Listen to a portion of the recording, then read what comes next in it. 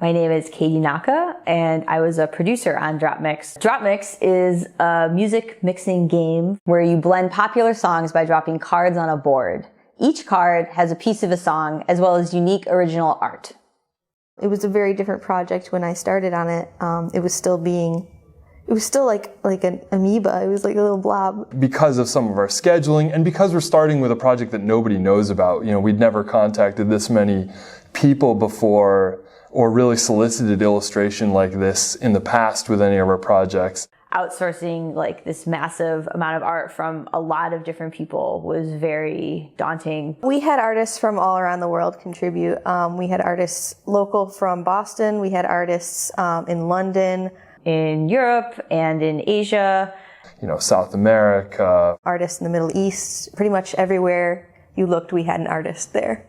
We wanted to have a lot of diverse looks to basically go alongside the kind of diversity that we intended on having in the music itself. So originally we gave each artist a music genre, but we weren't getting back the sort of things that we wanted, or we keep getting these very similar images. A lot of robots, and robots are good in moderation. There were a lot of skulls, because of the heavy metal, but also because artists love to draw skulls.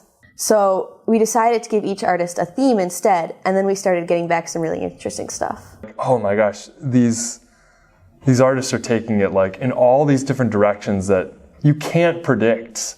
I have sort of a shorthand for how to describe it, but like the spaghetti face cards and stuff. That spaghetti monster was a very good card. We're finally seeing what we were getting into.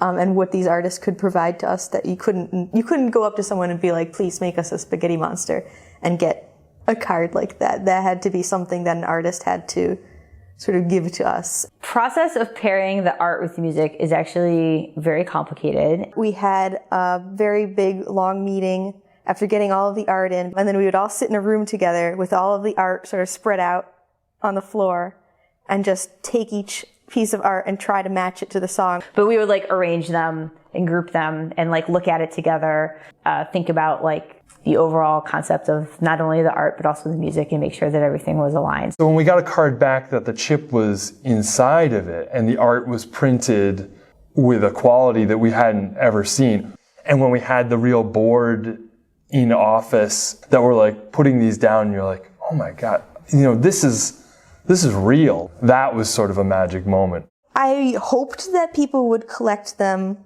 I wasn't sure that they would. I'm really, really happy that they are because all of this artwork means a lot to me.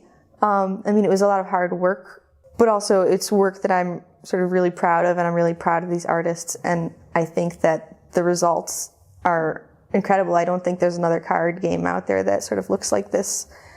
And so I'm really happy that people are working on collecting these cards and that it means something to them, because that's like the thing that you want when you work on a project like this.